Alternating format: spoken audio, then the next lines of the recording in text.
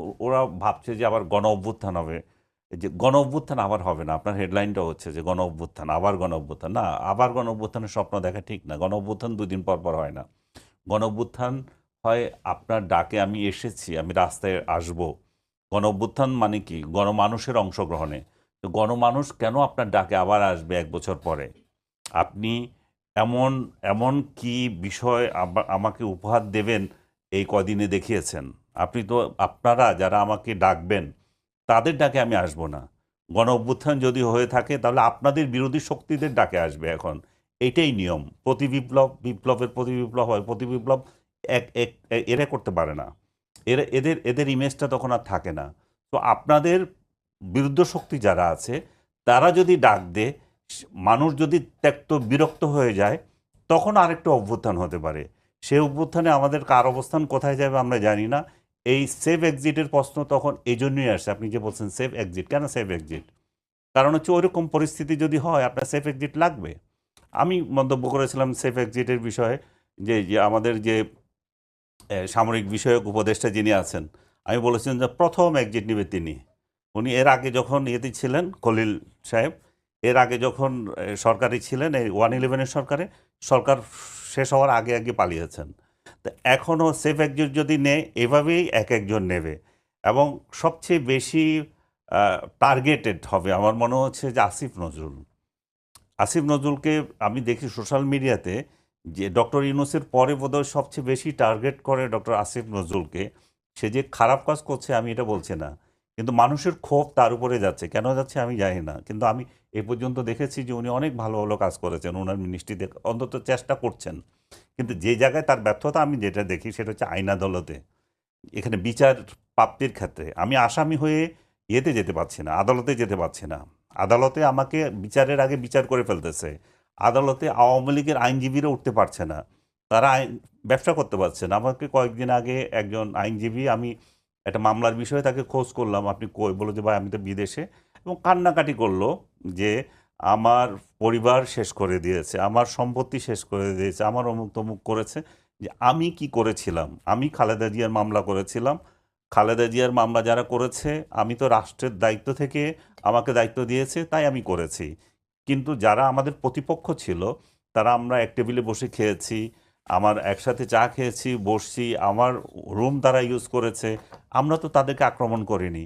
আজকে যেটা হচ্ছে দেখেন আপনি আদালত পাড়ায় প্রতিপক্ষের উকিল পর্যন্ত যেতে পারছে না। তাহলে আইনের শাসনের যে একটা ব্যাঘাত হচ্ছে, এই জিনিসটা এগুলো দিয়ে একটা ব্যারোমিটার দিয়ে ইয়ে করা হচ্ছে আর কি।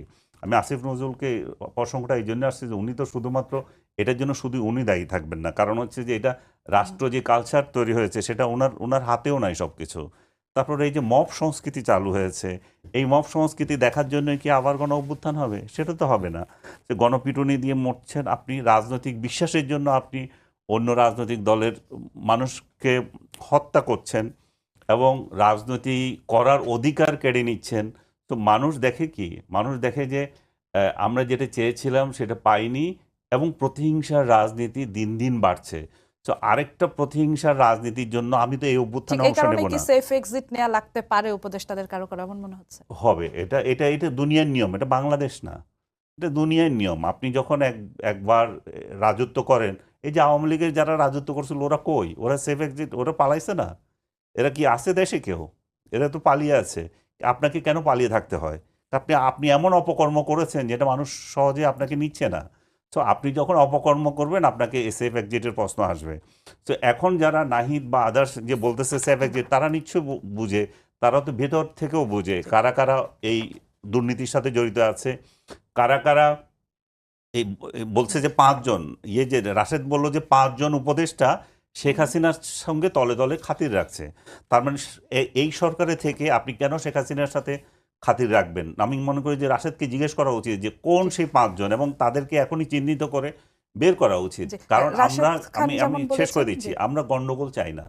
আমরা চাই এই যে সরকার আছে, ডক্টর ইউনূস সরকারের নেতৃত্বে একটা শান্তিপূর্ণ ভোট, যেটা যত তাড়াতাড়ি সম্ভব অনুষ্ঠিত হওয়া। ফেব্রুয়ারি মাসে উনি অনুষ্ঠান করার জন্য বসে আছেন।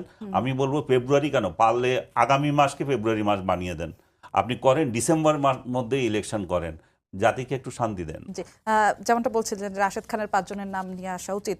এনসিপি নেতা নাহিদ ইসলামও বলেছেন কিছু কিছু উপদেষ্টাদের কথা, সার্জিস আলমও বলেছেন কিছু কিছু উপদেষ্টাদের কথা।